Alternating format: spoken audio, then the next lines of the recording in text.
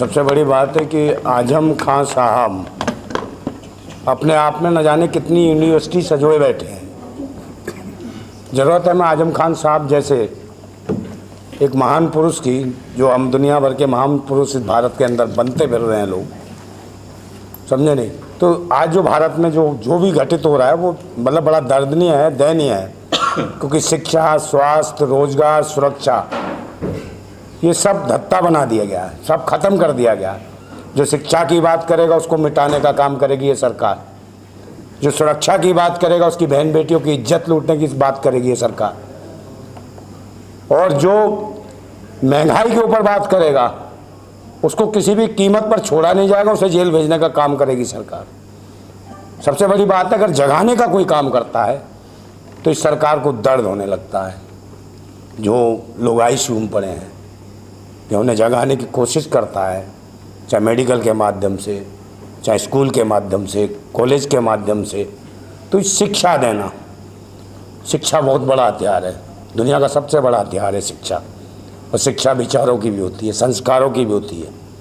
पर यहाँ जो सरकार है संस्कारों की कम यहाँ अंतिम संस्कार करने में लगी है ये सरकार। तो मैं इस जो चल रहा है देश के अंदर, क्या दुनिया में चल रहा है, यहाँ से देखिए हमारे देश की स्थिति क्या हुई है। लोग हमारे देश के प्रधानमंत्री, मुझे कहने में कोई डर नहीं है, सच बोलता हूँ मैं, क्रांतिकारी आदमी, मुझे कोई आफत नहीं है। और एक ऐसे महान सच्चे इंसान के लिए मैं बोलने आया हूँ। ये पाक साहब दामन वाले व्यक्ति है, सच्चे इंसान है, समझे नहीं। मैंने आज तक किसी के लिए बोला, सबको देखा होगा, सबको गालियाँ देता हूँ, पूरे दिन देता हूँ।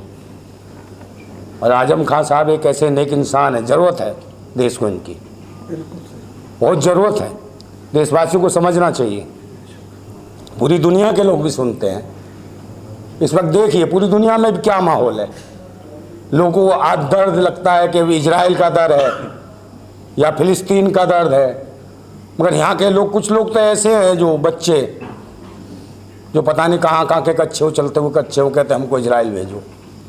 तो वो कच्चे अंधभक्त कच्चे यहाँ दिखाई नहीं देते जब मणिपुर में बहन बेटियों को निर्वस्त्र करके घुमाया जाता है। जो सेना के जवान के नाम पे वोट मांगते हैं, जो सरकार के जो मुख्य प्रधानमंत्री स्वयं कहते हैं क्या मेरे को पहला वोट भारतीय सेना के जवान पे मिलेगा। जब शर्मसार भारत की सेना, भारत की बहन बेटियां, माताएं सब हो जाती है, जब हम देखते हैं कि भाई हमारे देश के पूर्व सैनिक की धर्मपत्नी को निर्वस्त्र करके घुमाया जाता है, दौड़ाया जाता है, उसका बलात्कार किया जाता है और उसके दोषियों को सजा नहीं दी जाती, ठाके मार के हंसा जाता है।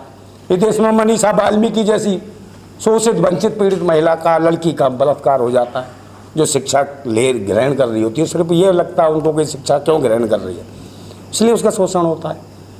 आप देखते हो उन्नाव कांड हुआ हो, बुलंदशहर में पिंकी लोधी के साथ हुआ हो, और बदायूं में देखा होगा दलित बच्चियों के साथ जो हुआ हो, ये बड़ा दयनीय है। और देश में तरक्की कुछ नहीं, 9 साल में देश का बुरा हाल है। जो भी देश में नेक और अच्छा इंसान, उसको तंग करने की कोशिश की गई है। तो ज़्यादा वक्त नहीं, मैं कहता हूँ फिर भी कि सब्र सहने की भी एक सीमा होती है, सब्र सहने की भी एक सीमा होती है। बांध टूटता धीरज का तब अति होती है, अति होने पर प्रलय और प्रवर्तन होता, तब नई सुबह की नई सृष्टि का सृजन होता। देख लेना, ये 10 साल होने दीजिए, इनका परिवर्तन हो जाएगा और इनका अंत होने वाला है तानाशाह शासकों का, मैं आपको बताता हूँ। और मैं फिर कह रहा हूँ एक बार, ये जो धर्म मजहब के पाखंड का, ये जो धर्म मजहब के पाखंड का जो धुआं सा उठ रहा है, कहीं मेरी भारत माता घुट तो न जाएगी, कहीं मेरी भारत माता घुट तो न जाएगी। और ये जो भगवा सी लपटें उठ रही हैं, कहीं मेरी भारत माता जल तो न जाएगी, कहीं मेरी भारत माता जल तो न जाएगी। हम क्रांतिकारी हैं, हम क्रांतिकारी, दिल में आग और हाथ में क्रांति की मसाल लेके चलते हैं, दिल में आग और हाथ में क्रांति की मसाल लेके चलते हैं। ओ भगवाधारी ततैयो, ओ भगवाधारी ततैयो, तुम क्या मेरी भारत माता को जलाओगे? इस क्रांतिकारी की मसाल के आगे आ जाओगे ना तो जल के राख और खाक हो जाओगे, तो ध्यान रखना।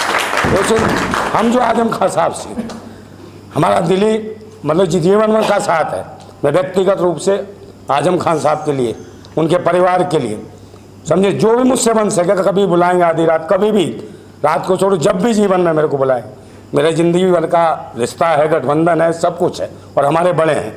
और मुझे लगा कि कितने बड़े महान आदमी के साथ हैं मुझे जुड़ने का, मिलने का, आशीर्वाद मिलने का मौका मिला है। तो मुझे लगता है कि बहुत ताकत आ गई मेरे अंदर, समझे नहीं। जिस आदमी से, मेरे जैसे व्यक्ति को ताकत मिलती हो, जो दुनिया से ना डरता हो, तो ये सोचिए इनकी कितनी ज़रूरत है इस भारत है। पूरे लोगों को सोचना चाहिए, पूरे देशवासियों को सोचना चाहिए, इस वक्त ज़रूरत है, समझे। पूरे भारत को अपनी दुआओं में याद करते हैं, इस देश को जिसको कहते हैं भारत माता। भारत माता कोई व्यक्ति विशेष नहीं है, हमारे देश की बहन बेटियां, माताएं बहनें सब हैं, चाहे किसी धर्म मजहब कौम की बहन बेटी हो, वो भारत माता है। मैं उस भारत माता की इज्जत बचाना चाहते हैं। और फिर वही वाली बात है कि भाई इस देश के अंदर चल क्या रहा है, चल तो सब तानाशाही रही है, सब जान रहे हैं, समझे नहीं। सब जगह इज्जतें लुट रही हैं, बहन बेटियों की असमतें लुट रही है, महंगाई, शिक्षा, स्वास्थ्य, रोजगार का धक्का बन गया, वो कोई बात नहीं। अब तो इज्जत लूट ली जाती है, किसी बहन बेटी ने बात उठा ली उसको लूट लिया जाता, उठा लिया जाता है, परिवारों को डरा दिया जाता है, दहशत में कर दी जाती है।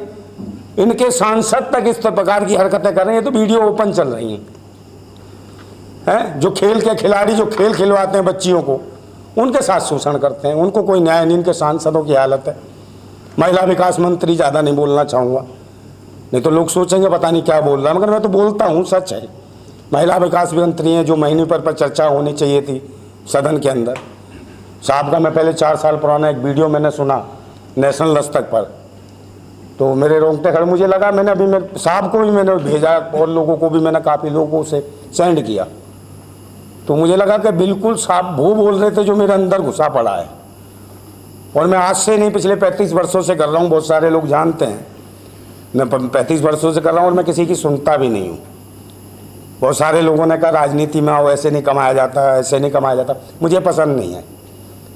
मैं क्रांति करना चाहता हूँ, देश हित में लड़ना चाहता हूँ, ठीक है। मुझे भगत सिंह पसंद है, उनकी तरह मैं काम करना चाहता हूँ। मुझे इतना भी पता है कि मुझे कहाँ आंदोलन करना है, ज़बरदस्ती में किसी को मारने वाला नहीं हूँ।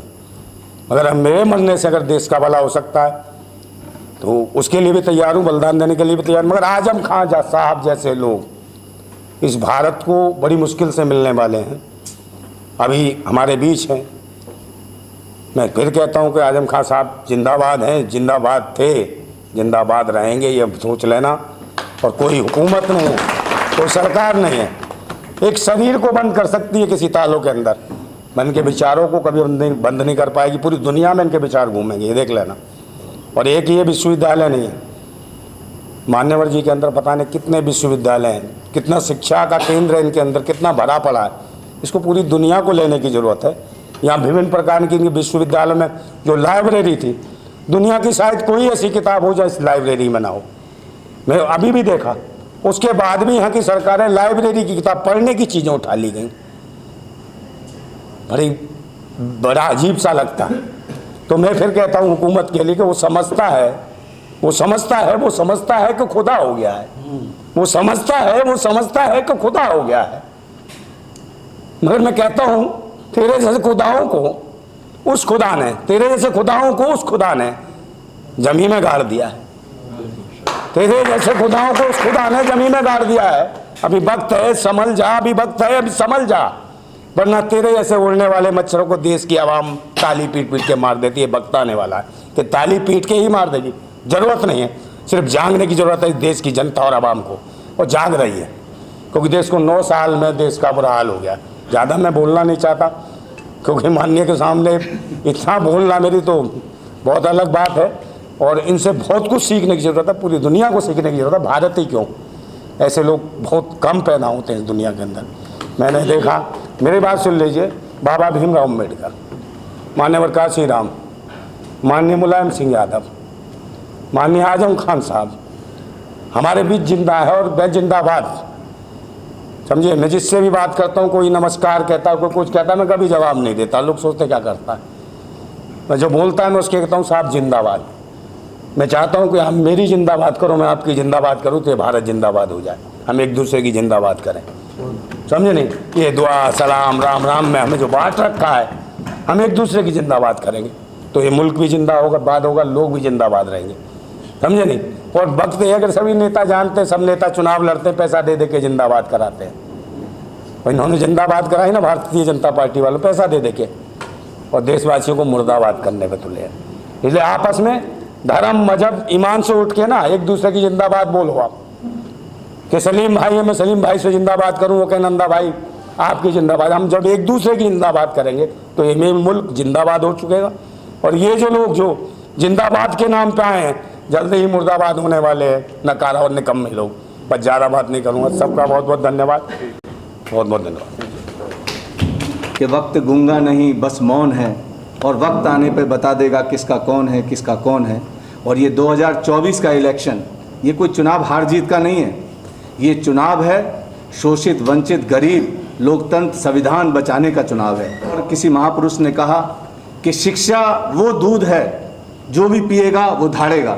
और ये शिक्षा को ही, ये जो ढोंगी पाखंडी सरकार है, ये शिक्षा संस्थानों को ही ख़त्म करने पे लगी है। और ये वापस चाहती है कि मनुवादी व्यवस्था, साम्राज्यवाद की स्थापना हो। और हम सबको ये संकल्प लेना पड़ेगा इस 2024 में, संविधान को बचाने के लिए भी, लोकतंत्र को बचाने के लिए भी, और हर हिंदुस्तान की इज्जत और मान सम्मान को बचाने के लिए गांव-गांव जाके हमें ये बताना होगा कि इस ढोंगी पाखंडी सरकार से हमें मुक्ति दिलाओ, और सब एकजुट होकर हिंदुस्तान को बचाने के लिए 2024 में इंडिया को जिताओ। ज़्यादा कुछ न कहती है। बहुत बहुत धन्यवाद आप सबका।